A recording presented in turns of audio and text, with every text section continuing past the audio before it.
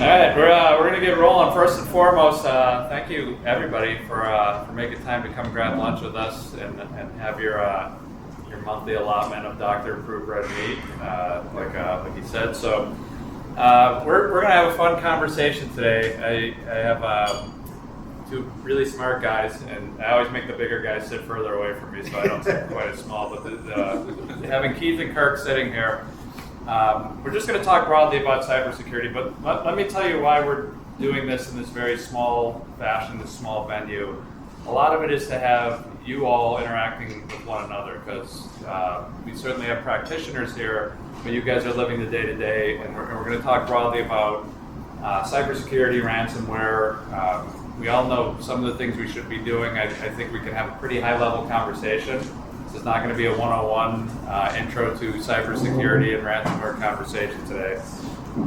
So with that, I'm going to actually have you two introduce yourselves, say a quick hi, and then we'll get ourselves rolling. Interrupt, ask questions. It's a small venue. We'll continue the conversation over lunch as well. And again, welcome and thanks for joining us. Appreciate it. Keith Marra, VP Solution Engineering for TierPoint. So TierPoint, if you don't know, we do a lot of co-location, managed services hosting, whether it be public cloud, private cloud, hybrid cloud, as well as a plethora of security services and blended in with resilient services as well. So probably more well known for the resiliency side, and so I'll probably try to bring that more into the conversation, just have that viewpoint and that perspective, because it does require a balanced approach to it, and hopefully you'll take that away from our conversation today. But happy to be here at Chicago Events. Beautiful. Hey, Kirk Armstrong with Eclipse. I'm our CTO. What Eclipse does is we help organizations make really complex decisions into small, bite-sized, and long-term scalable across a variety of different products. That's be it CX, data center, security, and telecom network. So a whole wide range of topics. We'll be focusing a lot on the buying behaviors and how we got to the place that we got with cybersecurity. Awesome. Thank you both for bringing your expertise today. I'm Dave. I also work at Eclipse with Kirk. Founded the company right here in Chicago almost 15 years ago. So who's counting? But yeah, next September, 15 years. So I'm obligated to sort of kick us off here. The guy moderating a security panel with saying a bunch of scary stuff, but we'll keep the fear-based discussion to a minimum. We're going to sort of talk about the three legs of the stool of security you all know, right? There's the prevention aspects, the backup part, which is pretty important as well, and then the part nobody really ever wants to think about or fund for any of us, which is the recovery part. So we're going to sort of touch on all of those topics today. You can take every step in the world, by the way, in protection and prevention, and you should. You should be doing everything your budget allows and everything you're able to cajole your leadership and boards and finance people to pay for. But you do need to plan for that worst day. You need to plan for the day where things didn't go according to plan and somebody did compromise. Not a day goes by anymore. We were just talking, like Disney's under compromise right now. Any AT&T wireless customers in the room, your data was compromised just last week. By the way, you won't always find me saying nice things about AT&T. They are one of the best security companies on the planet. They secure about 40% of the internet's traffic every day, so they get hit. Anyone know how they got hit? Anyone dug into it? It was a vendor. It was a SaaS platform. It was Snowflake. That's how they were compromised. So not only do you have your own stuff to worry about, you have to worry about your SaaS partners, your hyperscalers, your third-party applications that you have to bring into your environment. Nobody's safe from attack. Again, things we were talking about before here. Lurie Children's Hospital up the street is still down. It's been a couple of months. Attacking a hospital full of sick kids is not off limits. There is no honor amongst thieves anymore. So it's not that you can't be too small. They're going after elementary schools, for Pete's sake. Ransomware is the name of the game. These are not the hacker in the mother's basement of old. These are highly organized criminal enterprises, often with state backing, Russia, China, you name it. And they're doing this as the multi-billion-dollar industry that it is. Average ransomware on about 70% of attacks last year. The ask was $1 million or higher on a ransomware attack, with about a quarter of those being over $5 million. Your recovery from those, you can generally factor in something 5 to 10x to recover from that $1 million. And then the really awesome thing is people who pay a ransomware generally about 80% are compromised again within 24 months. Yep. Once you're a known target, you sort of stay a known target. So we'll talk about what to do to make sure you don't end up on that repeat list. I'm going to ask you guys a lot today about to pay or not to pay. Obviously, you want to get law enforcement involved, etc., but it seems you can't win. Disney right now is saying we're not going to pay, and people are going to leak out the latest superhero. About 58% of people, according to Gartner, are paying because it's easier to just make it go away. So all the scary stuff out of the way here. We want to talk about the layering. We want to talk about prevention, of course. We want to talk about making sure we're backed up and how quickly we can get back to a clean data set. And we're going to talk a lot about recovery today, I have a feeling as well. And again, please interrupt, ask questions, throw your thoughts, throw your experiences in if you want to share. We're all friends, NDA in the room here. Please feel free to open up. So, with my statement, Keith, about we have highly organized, very skilled, and this sticks with me. I heard a hacker say at a symposium one time, I have a thing that none of you all have. I have unlimited time. I have time on my side, you don't. And so given that, how are these guys getting into these highly secured, highly protected? It's not like investments aren't being made. People are buying security products, hiring professionals. How are they getting in? So I think you hit a key topic just for all of us to understand is it is organized. It is as a service, right? Usually I'm saying try and get your delivery of it, even to your organization, whether you're doing it internally, deliver it as a service, meaning you have metrics you have to hit, certain level of support, level of delivery, and outcome-focused results that you need to deliver on. They're coming at it as a service as well, right? They can get it very cheaply. They can get it as a service delivered by a professional organization, and they're running it like a business, right? I don't have exact numbers, but from what I can tell, it's commonly referred to as bigger than the drug cartel, right? It's run larger than that from an economy standpoint. So definitely the focus is there. They have all the skill sets. They have all the tools that you normally would try and prevent it. They have it, utilizing it to try to tackle it. Right? I think the common discussion is how are we leveraging AI within security? How are we leveraging that to early detect anomalies around in the infrastructure? They're using AI to attack you, right? So you almost have to start elevating your game, but have a balanced approach to it in order to address that, or at least have hope to address it. Right now, how are they getting in? Still, the majority, I think it's about 82-83% of the attacks are coming in through human error. Some human element to it that regardless of the security tools that you had, regardless of the process procedures that you have, in a lot of cases, regardless of some of the training that you have, if you haven't done that for your end users, that's the reason that it's one of the things to start doing if you haven't done it already. So majority of those attacks are coming in through a human element, right? Which makes it very, very hard to detect. And they're getting much more quicker in their ability to get in and get out, right? I think the dwell time has come from about 5 days on average a year or two ago down to about a 1 day now where they can get in and get out, do exactly what they need to do, encrypt your data, extort your data, delete your backups, and get out. All within a day. Now, if you think of organizations, how quickly can you detect? How quickly can you respond? How quickly can you remediate that? That is a very challenging thing to think about for anybody to respond to, right? So if you think of the top 3 areas that human element comes into play and how they're getting in, it's typically through phishing. That's the number one. The second one is the taking over or compromising credentials, right? Whether that be potentially your admin, whether you're in your IT infrastructure, and Hopefully it's not your admin related to your backup and storage infrastructure, but there's ways to prevent that, which we'll talk about later today as well. And then the third is just misconfiguration.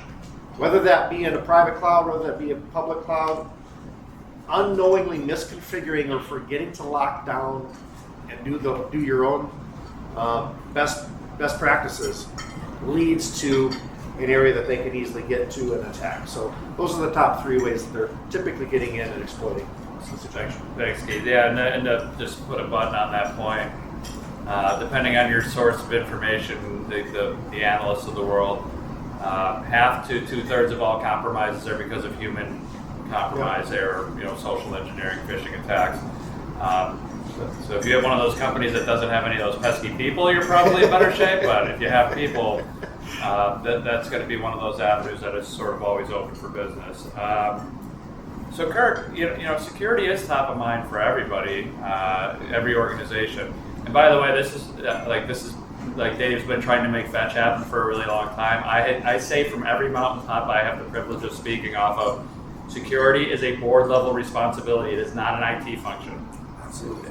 And nobody ever agrees with me except other IT people. But this is a board level function. This is a C level function that beyond CIO, it's CEO, CFO, COO are responsible for cybersecurity. Most companies maybe aren't necessarily approaching it from that direction. But they are authorizing more expenditure, more product buying, more hiring. So tell me, with all of that in mind, if it's top of mind, it's everybody's top priority probably in this room, why the heck does this keep happening in organizations big and small? Yeah, it's funny because the security floor has actually risen pretty dramatically in an organization. It's not that long ago where, hey, you had bought a firewall and you're like, yeah, check, we are now secure, we're good for the next handful of years. It's this kind of continuous evolution of siloed decision making and buying. And really where a lot of that siloed buying comes from is, in our belief, is hey, cyber insurance is really kind of pointing out different things and elements that are required for you in order to stay eligible and reduce your overall cyber insurance cost. So as they start coming through, they start pointing out individual items, rather than looking at it comprehensive and saying, hey, let me look at the totality of this. It ends up being a lot of individual decisions that say, I need something for this particular thing, I need something for this particular thing, I need something for that. And with that, you get a lot of overlap in feature set and capability, and this kind of ongoing thing that I think, Keith, you had touched on, which was, hey, there is a constant configuration battle of like what thing is doing what inside of my environment.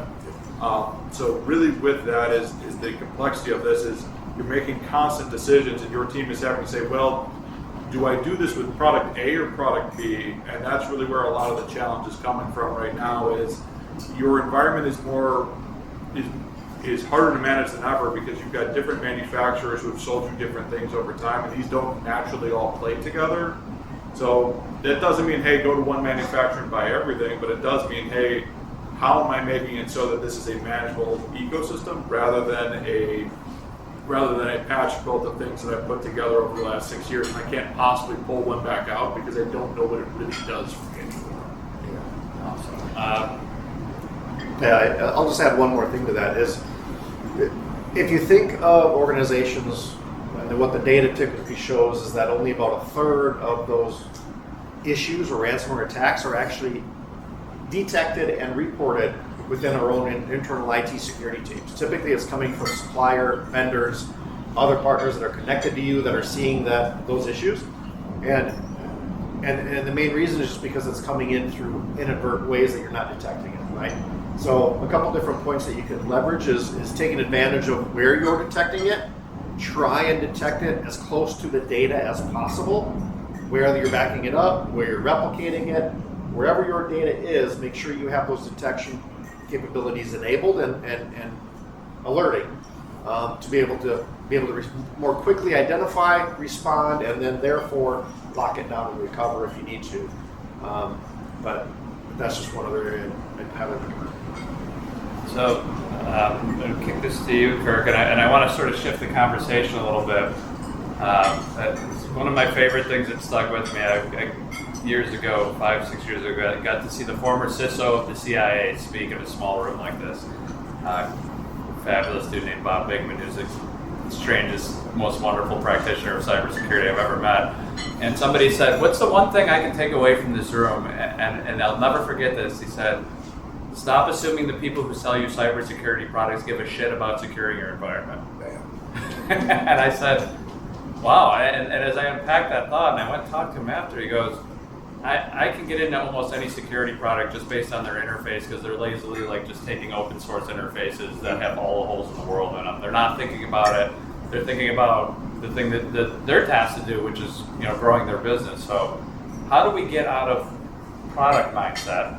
Because we know all the products, right? XDR, EDR, intrusion protection, and purple teams and blue teams, all the things and all the people and all the resources we can use. How do we get out of a product mindset into like a posture mindset, and start thinking about things in totality? And to your point, I'll leave with you, Kirk, like start looking at the piece parts and how they snap together versus where they're overlapping and which features do what. So how do we think about posture? Yeah, and I'd be remiss if I didn't say at the start here, where CEOs, CFOs, board members, they all have security fatigue. They're sick of hearing about it. They're like, hey, this is a never-ending pile of money that I continue giving you. And hey, the last piece of this was supposed to be the last thing that solved all of my security concerns. Now 6 months later, there's another piece and another piece. So you have that, but really, as you're going into this, kind of really starting from outside in, but really starting with the ideas of a protect, detect, and recover, and really focusing on, hey, how am I interlinking those three concepts together? Because I think we spend a lot of time talking about protect and detect, which go into like, hey, I've got my zero trust, or I've got my cloud firewall, or I've got CASB, and then hey, below that I've got identity and access management. That then flows into how you're getting into role and identity based, feeding that down into XDR, NDR, EDR, and really, hey, protecting the endpoint. So understanding, hey, what the user can get to, what is the profile of the user, what should they have access to, going then down into, hey, how am I aggregating all of this information? So we have more information than we've ever had in a lot of these conversations. Hey, going then into, hey, what is my scene? And really looking at anomaly detection for behavior. And then, hey, how am I layering a SOC on there? Because 8 to 5, Monday through Friday, it would be great if everyone would attack you in the business hours when your core SOC and your business is working. Unfortunately, hey, 2 a.m. on a Saturday is really when, hey, you're most vulnerable, and they're going to be able to extract quickly. And to Keith's point, hey, we're talking more 24 hours than we are 4 or 5 days now. So as you're getting through that, it's the idea of when do I have to go into a backup mindset? How do I start understanding when is somebody in? How do I understand what my backups are? How do I know when to back up, and when do I need to understand that, hey, somebody's compromised me all the way through, and hey, I need to go into a clean room and recover. Understanding that, but also practicing and going into this idea of, hey, how often is my team doing backups? How often are they restoring from backups? Backups still fail, and I'll pick on tape for a second, which is 25% success rate, but even good backups are still only working 60% of the time.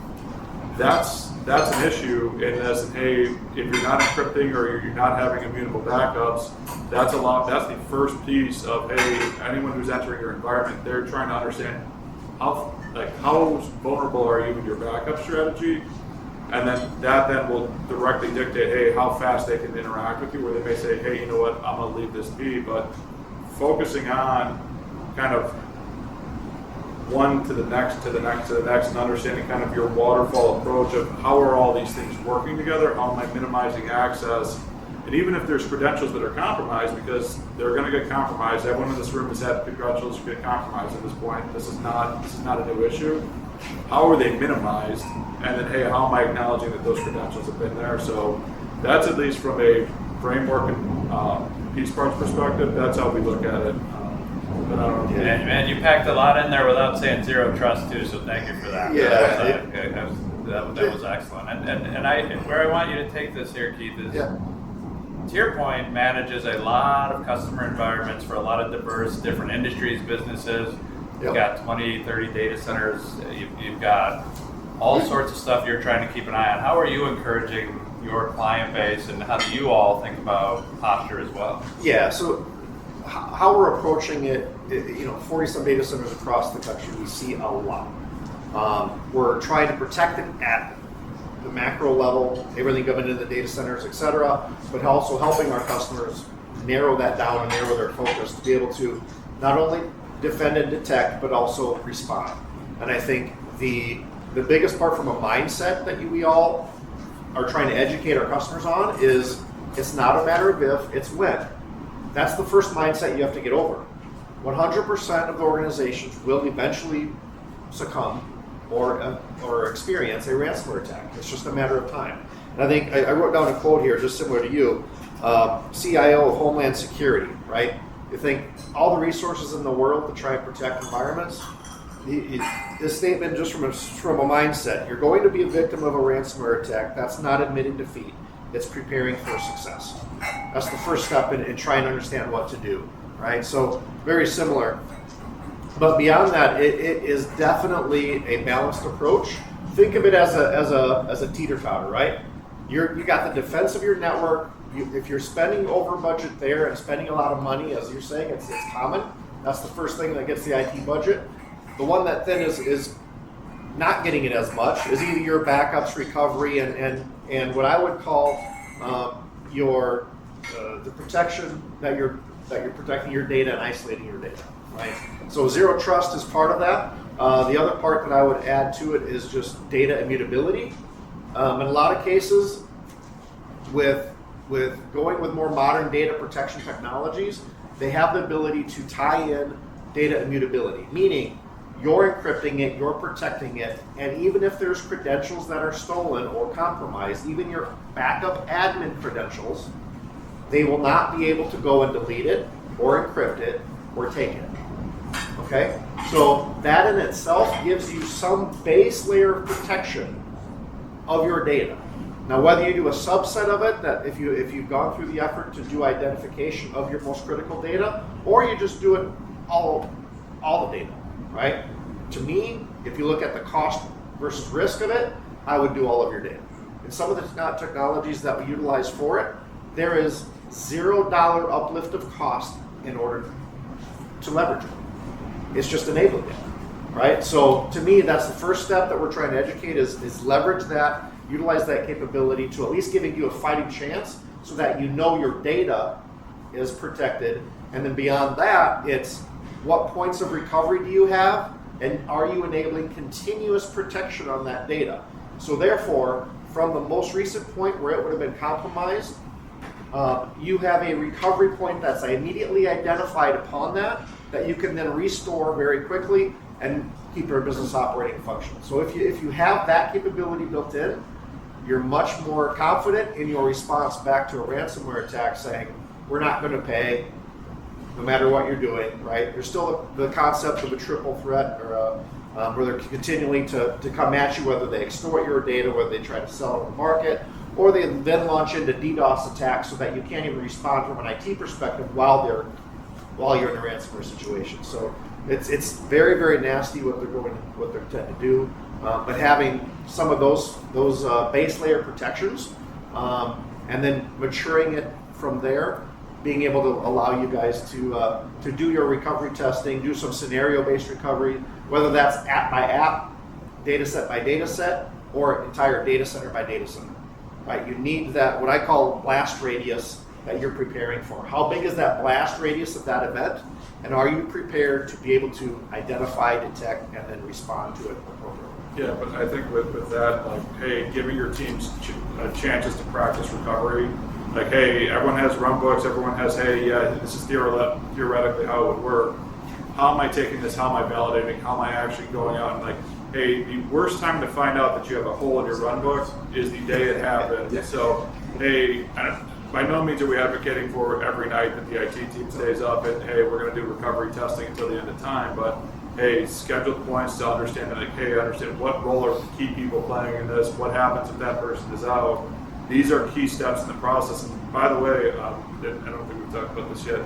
Technology is going to fail. I know we're all in IT, like this is all part of it. Understanding what has failed, how do I recover from it, what is the toggle in my platform. every platform has unlimited toggles for what are the things that I am able to do. How do you understand and how am I vetting that, hey, these toggles are actually flipped correctly to make it so that I can recover successfully? Let's sort of close with an analogy and a quick question. You're going to like this one, Pete. The West Loop of Chicago, which is now a very nice and very bougie neighborhood, when I moved into it, was not that. And Madison Street used to be a raceway. It had the giant planter still, if you remember in the media, and there was no stop signs. And people drove like 1,000 miles an hour. And so I lived at Madison and Sangamon, still do. And I don't know, once a week I would hear this enormous crashing sound, and it would always be cars crashing into each other at Sangamon and Madison. So where my little building, like everyone in the building called it T-Bone Alley, like people would just crush each other. Fast forward to now, gentrification, yuppification, yuppies complain about things like not enough stop signs. There's a stop sign on every block. You can't get down Madison inside of 18 minutes now because of all the stop signs. They put them halfway through the friggin' block now. But the thing is, we don't have car crashes anymore because we invested in the stop signs. We put up the stop signs, and this is always the push-pull challenge for anybody in IT. You know what you need to do, you know what you want to do, but you have to convince someone else to help pay for it before the car crash happens. You have to buy the insurance before it happens. So what are some successful strategies, both you real quickly on just getting that board level, C-level understanding, people who don't necessarily know what a 0-day anything is, but know that, you know, on that bad day when we have an attack and a compromise, we are going to lose X million dollars per day. How do we get them convinced to start investing wisely, differently, and all together in that posture idea? Yeah. From our perspective, it's more of what are the measurable outcomes that you can deliver back to the business. If you cannot relate what you're doing to that, it's hard for them to understand what value that investment is bringing them, right? So when I say as a service, that's what I mean. There's certain guarantees, there's certain things that you are measuring and providing visibility to on any time of day that they want to look. They can see that report. They can see what's being replicated. They can see what's the average for recovery time that would get taken at any point in time, right? Also, the insurance requirements, right? A lot of companies are still looking to get a cyber insurance and just know that they have to have that as a safety measure. But they are forcing the same aspects of that, right? There's 4 different buckets that I wrote down here just to make sure you guys understand it. It's the defense and resilience, right? Be able to detect anomalies. They're going to validate that. Business alignment decisions. But they're focused on the detection and prevention of it. They're focused on the protecting the network as another aspect of it. And then also the data protection and recovery, which is the third part of it that they're going to be analyzing you and validating that you have that capability for it. And then the other one is just what is your cyber response and awareness to it. So all of those, they're grading you on your maturity level and whether you have all 4 of those buckets identified and have capabilities around it before they're going to give you an insurance policy that then would allow you to leverage that to do a payout on a ransomware attack, right? But it's going up, the price of it's going up, the requirements of it is going up. So that in itself tends to educate them and understand the requirements besides just what value you can deliver back to the business.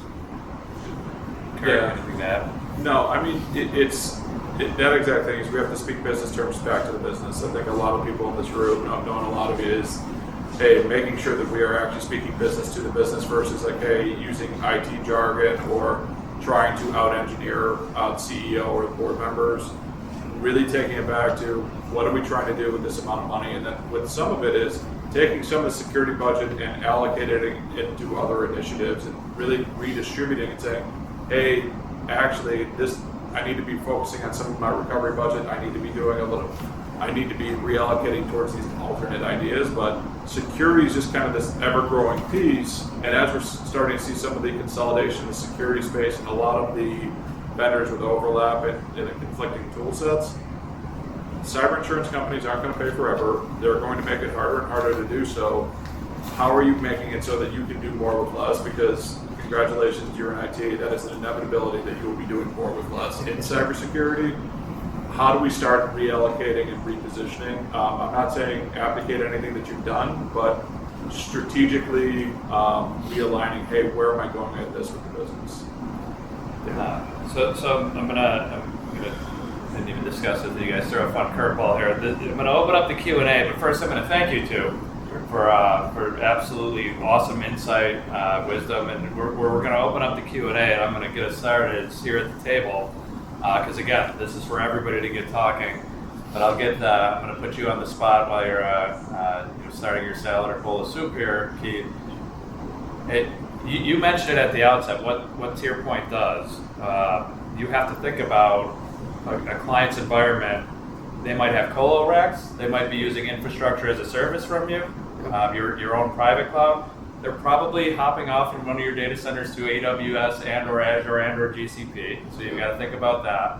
They've got SaaS partners, they have Salesforce and others that are sort of flowing through your data centers. Yep. So I'd like you to, as we're taking our seats and digging into the broader conversation with the group here, just think about talking about all of that. That's the challenge. The posture, the attack surface has grown and grown and grown, and you have to think about all of that as a practitioner and as folks who are running lots and lots of data centers and lots of data and applications for people. So thank the two of you again. This is where you guys can start firing at not only both of them, but all of the other smart people sitting at the table. I'm not pointing at myself when I say the other smart people at the table. So I'm off the hook. I'm going to eat lunch. You have full access to one another. And thanks again for making the time today, everybody. Thank you, Keith and Kurt. Appreciate it. Thank